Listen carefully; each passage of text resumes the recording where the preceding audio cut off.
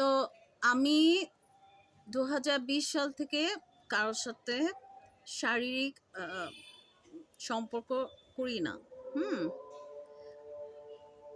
আজান একটা শেষ হয়েছে, আরেকটা চলছে। শারীরিক সম্পর্ক করি না। ইচ্ছে করলে আমি শারীরিক সম্পর্ক করতে পারতাম। ইচ্ছে করলে আমি টাকা ছেলে দিয়ে মানে মেইল প্রস্টিটিউট কিনে আমি সেই কাজ করতে পারতাম। এমন না যে অসম্ভব। হ্যাঁ? আস্তাগফিরুল্লাহ, আমার ইচ্ছে নেই। আমি আমার মতো চলাফেরা করি। আমার যতটুকু আছে ওই নিয়ে আমি খুশি। আমার এত হতে হবে, আমার এটা এত বেশি না, আমার যতটুকু। ইনফ্যাক্ট আমার কোটি টাকা মেরে খাচ্ছে মানুষে। আমি আ আ আ যাই হোক, আর কিছু বলব না। তো 14 সেপ্টেম্বর ২০২৫ একটা কমপ্লেইন্ট আর জিডির এগেইনস্টে এখনো কোনো ইনকোয়ারি রিপোর্ট আসেনি। কোনো কিছুই আমাকে পুলিশ সহযোগিতা করছে না। বরং বিভিন্ন প্লেসে পুলিশ বা তার চেইন অফ কমান্ড এরা বিভিন্নভাবে আমাকে চক্রান্তমূলকভাবে আমাকে বিভিন্নভাবে মিসরিপ্রেজেন্টেশন করা, উল্টোপাল্টা কথা বলে আমার মেন্টাল হেলথ খারাপ করা, আমার টাকা, পয়সা, অর্থ, সম্পদ সব নষ্ট করা, সবকিছুই তারা ধ্বংস করছে। এবং আইন প্রয়োগকারী সংস্থার কিছু লোক জড়িত আমার যতটুকু মনে হয়। কারণ আমার এটা রেস্ট্রিক্টেড করে দিয়েছে টিকটক, সব কিছুই রেস্ট্রিক্টেড। এবং তাদের রাস্তায় লোক রেডি করা, কি করা লাগবে, রিক্সাওয়ালা থেকে শুরু করে আমাদের বাসায় হেল্পিং হ্যান্ডও কে আসবে কি আসবে না সেটাও আল্লাহ, মানে কত যে আল্লাহ বাংলাদেশে, সেই সব আল্লাহরা ঠিক করেন। তো সাধারণত এরকম কখনোই হয়নি। আমাদের বাসায় হেল্পিং হ্যান্ড অনেক বছর থাকে, যেতে চায় না। এখানে আসার পর থেকে অনেক কিছু হচ্ছে। কারণ এটার সাথে লিঙ্ক হচ্ছে ৭ খুনের আসামির ডান হাত নারায়ণগঞ্জের, ওখান থেকেই বোধহয় কোনো কিছু, এবং বিবাড়িয়ার কিছু একজন আছে। তো যাই হোক, ওখানে একটা টেররিস্ট অ্যাটাক হয়েছিল আমার সাথে, আমার মায়ের সাথে রমজান মাসে, এবং অনেক কিছুই হয়েছে। ওখানেও আমার এফআইআর গ্রহণ করেনি। তো হয়তোবা রেড অ্যালার্ট জারি করে রেখেছে পুরো বিশ্বে অথবা বাংলাদেশে, আই থিঙ্ক বিশ্বে। তারা নিজেরা আর কি বলবো তাদের সম্পর্কে। তো মোহাম্মদপুর থানা অনেক ভাওতাভাজি করে। যে ডিউটি অফিসার ছিল, ভাওতাবাজি করার পরে আমি যখন বললাম বকশির এগেনস্টে আমি একটা জিডি করব, জাস্ট আমার পার্সোনাল সেফটির জন্য, যে আমার অর্থ সম্পদ বা অন্যান্য কনস্পিরেসি করে এমনও তো করতে পারে যে যে নোটিশটা পাঠিয়েছে সে ওখানে অন্য কিছুই না, সে ক্রিমিনালসদের সাথে কোনো কন্ট্যাক্ট করেনি, নিকটবর্তী কোনো থানার সাথে কন্ট্যাক্ট করেনি, তার নিয়ারেস্ট ফ্রেন্ডের সাথে, যেখানে সব কিছু পাওয়া যায়, তার পাসপোর্ট নাম্বার, তার এনআইডি কার্ড, সব কিছু দেয়া। ইনফ্যাক্ট এই ঢাকা ১৩ আসনের সাথেও সে কাজ করেছে, যার নামে কমপ্লেন্ট দিয়েছি মেইনলি ববি হাজ্জাজ। উনি তাকে চিনে, তার সাথে তার পরিচিত। ঠিক আছে, আমি ছবিও দিয়েছি, আমার এখানে আছে। তো তার এগেনস্টে কাজ করে না। এখন ববি হাজ্জাজও আমাকে চেনে। তো এখন ববি হাজ্জাজ তাকে হয়তো শেল্টার দিচ্ছে, কি করছে আমি ঠিক জানি না। ওনাকে চেনে, এটা কনফার্ম। ওনাকে চেনে। ববি হাজ্জাজকে চিনেছি আমি ওনার মাধ্যমে, যেখানে আমার ইউনিভার্সিটি ছিল পাশে। হ্যাঁ, গুলশান বনানী ক্লাবের পাশেই আমার ইউনিভার্সিটি ছিল, কিন্তু আমি কখনো ওদিকে যেতাম না, আমি আমার কাজেই ব্যস্ত থাকতাম। তো পুলিশ আমাকে বলে লাস্টলি, যখন সে বকশির এগেনস্টে জিডিটাও নিবে না, যেটা আমার fundamental rights, human rights, women rights, international rights, যত রাইটস আছে সব রাইটসের মধ্যে পড়ে।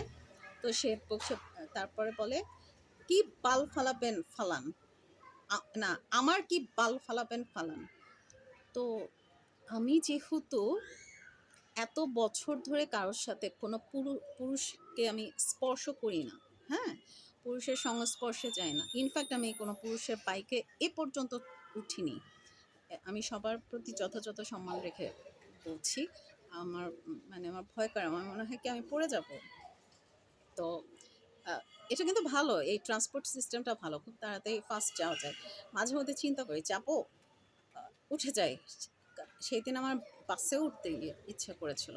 আমি একটু ভয় পাই, যেহেতু আমি ছোট, এটা দোষের কিছু না, আমি যেহেতু ওভাবে পেরে উঠিনি, আমাকে সেভাবে বড় করেনি, তাই আমি পারি না। আমি চেষ্টা করব, তবে কিছু জিনিস হয়তো বা ইচ্ছে করে আমার, আসলে আমি কমফোর্টেবল না। হ্যাঁ, আহ, যাই হোক, এখন ফ্যাক্ট হচ্ছে উনি বলেছে যে আমার কি বাল ছেঁড়ার ছিঁড় দেন। আমি কালকে রাত থেকে আমি জিতে আমার শরীরটা ফাটছে যে ওনার কেন আমি বাল ছিঁড়তে যাব। হ্যাঁ,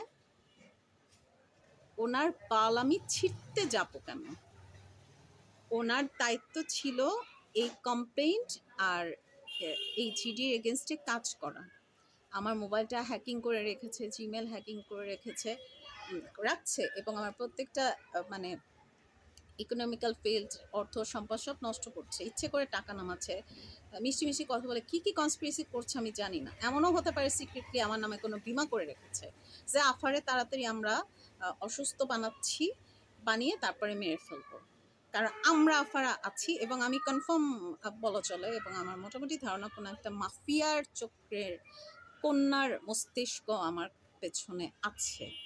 হ্যাঁ, কোনো একটা কন্যার সুখ শান্তির জন্যে তার গ্যাংসরা আমার পেছনে আছে, আমাকে পাগল বানানো, আমাকে স্লো ডেথ তো প্রোভাইড করছি। তো আমি যেহেতু চাইলেও অনেক কিছু করতে পারতাম, যেহেতু আমি পুরুষের স্পর্শে আমি থাকি না, এখন পর্যন্ত নেই। এখন আমি রেগে এখন তো আমার মনে হচ্ছে আমার করা উচিত। হ্যাঁ, আসলে এই দেশে থাকতে হলে এইসব খারাপ কাজ না করলে টেকা যাবে না। একদম প্রফেশনাল ফিল্ডে নামা উচিত। ওরা এটাই চাচ্ছে, ওরা চাচ্ছে কিন্তু এটাই।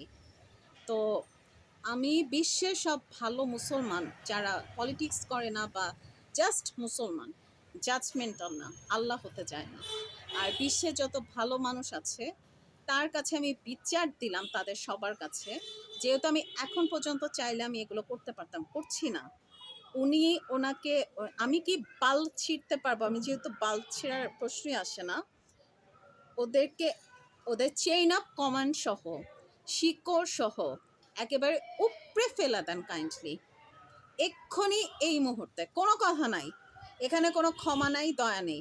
কারণ হচ্ছে এদের সন্তান কিন্তু জেনে শুনে এদের ক্ষমতার অপব্যবহার থেকে শুরু করে এদের সব কিছুর পাল ছেঁড়ার ক্ষমতার নিয়ে এদের স্ত্রী থেকে শুরু করে সবাই এটা উপভোগ করছে। এটা মানে পোর্শন কিন্তু আমাদেরকে প্রোভাইড করছে না। তো এরা নিজ দায়িত্বে যদি বাল ছেঁড়া কথা বলতে পারে, আমি একটা পুলিশ স্টেশনে গিয়ে আমি একটা ব্যাটার বাল ছিঁড়তে যাব কেন? হ্যাঁ, তারপর একটা আমাকে অ্যারেস্ট করতেও চেয়েছিল। একটা প্রথমে বলে একটা ড্রেস পরা নেই, একটা মানে আয়া রেখেছে মনে হয় এরকম ব্যাপার। সে রেখে বলল যে এই ওকে ঘাট ধাক্কা দিয়ে ঘাট ধরে বের করে দেন। কত বড় ওর কলিজা! তারপরে যেখানে সে নিজেই অপরাধী, আমার কাজ করছে না, সেই 14 সেপ্টেম্বর 2025 থেকে এখন পর্যন্ত কোনো কাজ নাই। তারপরে উল্টা আমাকে বিভিন্নভাবে হ্যারাসমেন্ট করার জন্য প্রতিটা স্টেপে, প্রতিটা জায়গায় তাদের লোক। এটা মাফিয়া ছাড়া সম্ভব না। হ্যাঁ, এটা হায়ার মাফিয়া, মানে ইন্টারন্যাশনাল মাফিয়া ছাড়া সম্ভব না। তো ক্রিকেট টিম কে কে জড়িত? যাই হোক, তো আমি বিচার দিলাম এদের শিকড় সহ, চেইন অফ কমান্ড সহ এমন শাস্তির ব্যবস্থা করেন প্লিজ, যাতে আর কোনো নারী এভাবে ওড়না ছাড়া রাস্তায় রাস্তায় যাতে না ঘুরে, কারো বাল ছেঁড়ার জন্য যেন পুলিশ স্টেশনে না যাওয়া লাগে। পুলিশ স্টেশন ইচ্ছা মতো এর আগেও এটা করেছে, এখনও করছে। তারপর অ্যারেস্ট করার কথা বলেছে। মেয়ে মানুষ অ্যারেস্ট করা তো ইয়াম ব্যাপার, তাই না? ইনফ্যাক্ট আমি হাইকোর্টেও গিয়েছিলাম কালকে। হাইকোর্টে একজন অ্যাডভোকেটের কথা শুনে আমি শকড। আমি অ্যাডভোকেটশিপ নেইনি, কিন্তু আমি আইনটা জানি। সে খুব বলেছে যে না এটাই, হ্যাঁ। তারপর আমি চলে আসি, আমি আর আর্গুমেন্টে যাই না। তো আরেকজন, উনি ভালো ছিলেন, উনি আইন জানে, তখন বলেছে যে না আইনটা এরকম হবে। ওই আইন নিয়ে আমি পরের দিন আসলে কথা বলবো, কারণ মেয়েদেরকে এটা জানানো উচিত। কারণ অনেক অ্যাডভোকেট ইচ্ছে করে তার ক্লায়েন্টের টাকা খাওয়ার জন্য এই ধরনের কাজ করে। এখন এটা আমার ঠোঁট মিলছে না কেন? হ্যাঁ, কথার সাথে ঠোঁট মিলছে না। এই টিকটক কে ইউজ করছে আপনাদের, যে আমি যেই অভিশাপ দিচ্ছি না ওটা ইনশাল্লাহ কাজে লাগবে, আজ অথবা কাল। হ্যাঁ, সত্য প্রকাশ হবে।